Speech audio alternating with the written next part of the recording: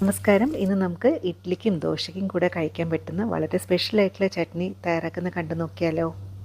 കടായിലോട്ട് കുറച്ച് വെളിച്ചെണ്ണ ഒഴിച്ചു കൊടുക്കുക. വെളിച്ചെണ്ണ നന്നായിട്ട് ചൂടായതിനു ശേഷം ഒരു ചെറിയ സ്പൂൺ പൊട്ടുകടല, കടലപ്പരിപ്പ് ഇവ ഒന്ന് ചെറുതായിട്ടൊന്ന് റോസ്റ്റ് ചെയ്തെടുക്കുക.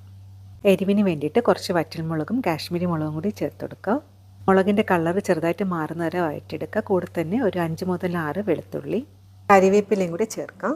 ഇതുപോലെ ചെറുതായിട്ട് കളർ മാറിയതിന് ശേഷം 4 മുതൽ 5 ചെറിയ ഉള്ളി, കൂടെ തന്നെ ഒരു ഇടത്തരം സവാള നീളത്തിൽ കട്ട് ചെയ്തേക്കുന്നതും കൂടി ചേർത്ത് കൊടുക്കുക. ഉള്ളിയുടെ കളർ മാറി വരുന്നവരെ ഒരു ലോ ഫ്ലെയിമിൽ നന്നായിട്ടൊന്ന് വഴറ്റിയെടുക്കുക. ഈ ഒരു ചട്നിയിൽ നമ്മൾ ടൊമാറ്റോ അല്ല ചേർക്കുന്നത്, പകരം വാളൻപുളിയാണ് ചേർക്കുന്നത്. ഈ ഒരു അളവിൽ വാളൻപുളി കൂടി ചേർത്തിട്ട് 1 മിനിറ്റ് നന്നായിട്ടൊന്ന് വഴറ്റിയെടുത്തതിന് ശേഷം നാളികേരം ചേർത്ത് കൊടുക്കാം. 1/2 കപ്പ് നാളികേരമാണ് ചേർക്കുന്നത്. ഇനി ഗ്യാസ് ഓഫാക്കിയതിന് ശേഷം 1-2 മിനിറ്റ് നന്നായിട്ടൊന്ന് വഴറ്റിയിട്ട് നാളികേര കൂട്ട് നന്നായിട്ട് തണുത്തതിന് ശേഷം മിക്സിയുടെ ജാറിലോട്ട് മാറ്റിയിട്ടുണ്ട്. കുറച്ച് ഉപ്പും ആവശ്യത്തിന് വെള്ളം കൊണ്ട് ചേർത്തിട്ട് നന്നായിട്ടൊന്ന് അരച്ചെടുക്കുക. അരച്ചെടുത്തത് ഒരു ബൗളിലോട്ട് മാറ്റാം.